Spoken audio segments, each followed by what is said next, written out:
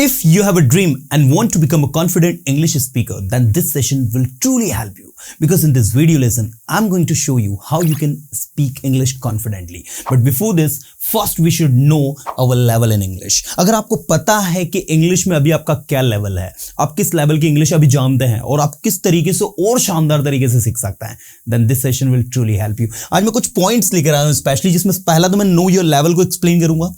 Second मैं आपको बताने वाला हूं लेट्स ब्रेक सम मिथ. कुछ मिथ जो हमारे ब्रेन में है, आज उनको ब्रेक करना है हमें. Third, how the translation method work, जो ट्रांसलेशन की मेथड है वो कैसे काम करती है. And in the last I will explain you let's begin from today. आज से कैसे शुरुआत करनी है इंग्लिश बोलने की, इसके बारे में हम लोग बात करेंगे. इन शॉर्ट अगर आपकी भाषा में कहूं तो अगर आप एक बिगनर हैं या फिर आप एक मीडियोकर लेवल के हैं या फिर आप एडवांस इंग्लिश भी सीख रहे हैं, देन आप सभी के लिए आज का जो सेशन है बहुत ही ज्यादा इंटरेस्टिंग होने वाला है. सो चलिए करते हैं start. So know your level. सबसे पहले मैं आप सबको सजेस्ट करूंगा कि आप इंग्लिश में अपने लेवल को चेक कर लें. अब लेवल को कैसे चेक किया जाता है, इसके लिए मैं आपको 3 अलग अलग लेवल बताऊंगा. पहला होगा basic English. Basic English means from the beginning you have to start.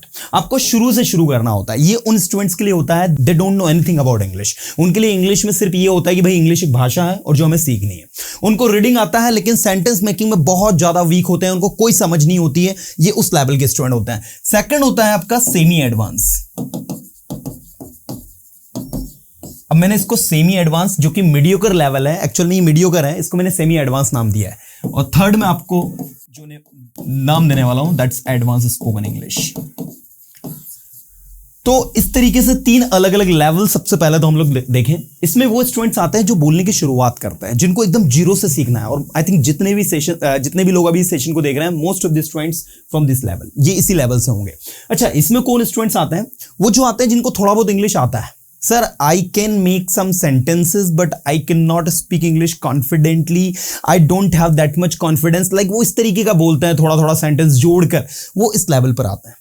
Advance spoken English के स्टूडेंट्स जो होते हैं, they are good in English, they are able to speak, but they don't have fluency, they don't have self confidence to speak, they don't have good word power. तो वो इस category में आते हैं. तो ये 3 अलग अलग कैटेगरी होती है. तो सबसे पहले first and foremost you guys should know your level in English.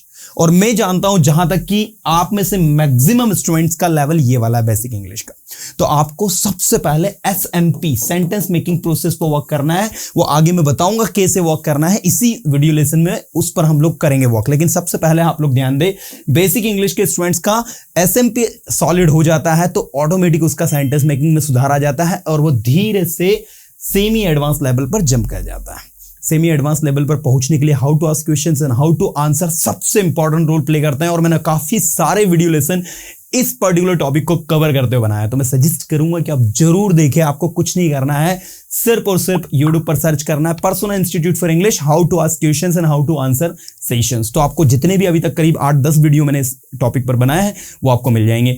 तो आपको बेसिक इंग्लिश से सेमी एडवांस लेवल पर पहुंचने के लिए हाउ टू आस्क क्वेश्चंस की हेल्प लेनी है. साथ में आपको कम से कम 400 वर्ब्स याद करनी है. इन 400 वर्ब्स में खाना पीना, उठना बैठना, नहाना धोना, आना जाना, बात करना, उठाना फेंकना, रोना गाना, हंसना चिल्लाना, सब कुछ कवर हो जाता है. इनकी वर्ब की फॉर्म्स को समझे, first form, second form, third form कैसे वर्क करती है, ING फॉर्म कैसे वर्क करती है, आपका वर्ब में एस और एस लगाने के क्या नियम है, वो सारी चीजों को सिस्टमेटिकली आपको बेसिक इंग्लिश में सीखना होता है. और बेसिक इंग्लिश में सबसे इंपॉर्टेंट चीज पता है क्या होता है? वो होता है टेंसेस की समझ को डेवलप करना. और मोस्ट सबसे इंपॉर्टेंट चीज प्रेजेंट, पास्ट और फ्यूचर के बीच में बैलेंस करना सीखना. लाइक अगर मैं आपसे कहूं कि चलिए मुझे बताइए कल आपने क्या किया, तो आपके दिमाग में चलना चाहिए सिंपल पास्ट टेंस की. Yesterday I woke up, I brushed my teeth, I went to college, I met my friends, I talked with them, I helped them. तो इस तरीके से जो जो काम आपने किया. मैं अगर आपसे पूछूं what will you do tomorrow, कल आप क्या करोगे, तो तुरंत आपके दिमाग में फ्यूचर टेंस आ जाना चाहिए. इन शॉर्ट बेसिक इंग्लिश में आपको प्रेजेंट टेंस, पास्ट टेंस और फ्यूचर टेंस की जो समझ है इसको भी डेवलप करना होता है. जब ये समझ डेवलप हो जाती है ना दोस्तों, ऑटोमेटिक रिजल्ट बहुत अच्छा आता है. इसके बाद सेकंड लेवल जो सेमी एडवांस वाला होता है, इसमें स्टूडेंट्स को क्या सीखना होता है? इसमें कुछ उसको प्रीपोजिशन पर अच्छी कमांड करनी होती है. हालांकि प्रीपोजिशंस तो थोड़ा बहुत बेसिक इंग्लिश में ही आता है. कंजंक्शंस पर उसको बहुत सॉलिड कमांड करनी होती है, बिकॉज सेंटेंस कनेक्ट करने में बहुत ज्यादा यूज होता है कंजंक्शंस। तो कंजंक्शंस अगर आपके अच्छे हैं तो आप सेंटेंस कनेक्ट कर पाते हो, लेंथी सेंटेंसेस बना पाते हो, सेंटेंस की लिमिट बढ़ जाती है, नॉलेज बढ़ जाता है, स्किल्स बढ़ जाती है, कॉन्फिडेंस बढ़ जाता है, बोलने में मजा आता है। इन शॉर्ट तो सेमी एडवांस में ये चीजें सीखनी होती है। इसके अलावा आप डायरेक्ट इनडायरेक्ट स्पीच सीखना चाहते हैं सीख सकते हैं, पीसी वही सीखना चाहते हैं सीख सकते हैं, नरेशन जिसको हम लोग कहते हैं, डायरेक्ट इनडायरेक्ट स्पीच ये सीख सकते हैं। इसके अलावा और भी काफी सारे कंटेंट है जिसको आप सेमी एडवांस में सीख सकते हैं, और इसमें आपको जिस चीज पर सबसे ज्यादा फोकस करना होगा वो है आपका रीडिंग। याद रखिएगा, आप पढ़ जरूर लेते होंगे, क्या आपको लिखा हुआ कंटेंट समझ में आता है? If you are able to understand everything that is written, तो ऐसी सिचुएशन में मैं आपसे कहूंगा कि फिर आपका सेमी एडवांस ठीक है। अगर आपको लिखा हुआ कंटेंट समझ में नहीं आ रहा है, then in that case you guys have to work on your reading पर वर्क करना है। रीडिंग पर वर्क करने से मेरा मतलब है कि मैंने काफी सारे वीडियोस रीडिंग के भी अपलोड किए हैं, स्पेशली एक प्लेलिस्ट रीडिंग के लिए बनाई है, आप प्लेलिस्ट को विजिट कर लो। तो भाई उसमें आप रीडिंग के सेशंस को देखें, स्टोरी को रीड करें, कौन से वर्ड का क्या मतलब निकल रहा है, कौन से टेंस को कैसे हिंदी निकाला जा रहा है या फिर नेटिव लैंग्वेज में कैसे उसको ट्रांसलेट करते हैं, उस चीज को समझो। समझने के बाद में उस चीज को अपने शब्दों में बोलने की कोशिश करो। ये सारा कंटेंट करना होता है। फिर नेक्स्ट लेवल आपका होता है एडवांस स्पोकन इंग्लिश का। तो एडवांस स्पोकन इंग्लिश तो मैं बता ही चुका हूं, इसमें आपको एडवांस लेवल की चीजें, मतलब आपको सारी चीजें, sentence, compound sentence, complex sentence, ये सेंटेंसेस आपको जोड़ते बनने चाहिए, आपको ग्रुप डिस्कशन करते आना चाहिए, आपको पर्सनल इंटरव्यू जो है अगर आप उसके लिए प्रिपरेशन कर रहे हो तो उसमें आप कैसे कॉन्फिडेंटली बोले, वो सारी चीजें आपको आनी चाहिए। तो ये एडवांस लेवल का हो जाता है। इसमें मेन फोकस हमारा एक्यूरेसी पर होता है कि हम लैंग्वेज में बिना कोई गलती किए हुए कॉन्फिडेंटली और अच्छा बोले, ये एडवांस स्पोकन इंग्लिश होता है। चलिए, तो ये तीन आपका, सबसे पहले तो आपने अपना लेवल जान लिया, ठीक है, आपको अपना लेवल पता चल गया। अब लेवल पता होने के बाद आपने कहा सर मेरा तो ये लेवल है, तो अब आपको पता है कुछ मिथ जो है वो तोड़नी होगी। अगर आप एक जीरो स्टूडेंट है, आपने जीरो से अपनी शुरुआत करी है, बिगनिंग से आप बिल्कुल सीख रहे हैं, तो आपको कुछ मिथ तोड़ने होंगे। मिथ कौन सा तोड़ना? सबसे पहला तो कि अगर आप एक बेसिक लर्नर है तो आपको अभी लिसनिंग पर वर्क नहीं करना है। जनरली आपको क्या बताया जाता है कि आप सुनो ज्यादा से ज्यादा कंटेंट को, आपको तब सुनना है जब आपको भाषा के सेंटेंसेस बनाते आ रहे हो। तो सबसे पहली मिथ आपको कौन सी तोड़नी है? Stop listening if you don't know anything about language English. अगर कुछ नहीं भाषा के बारे में जानते हो, एकदम जीरो से शुरुआत करिए, तो अभी लिसनिंग नहीं करना है आपको, बिकॉज अभी आपको सिर्फ और सिर्फ किस पर वर्क करना? Only on sentence making. आपको यह पता होना चाहिए कि आई एम गोइंग को हिंदी में कहा जाता है मैं जा रहा हूं। आई नो यू को हिंदी में कहा जाता है मैं आपको जानता हूं।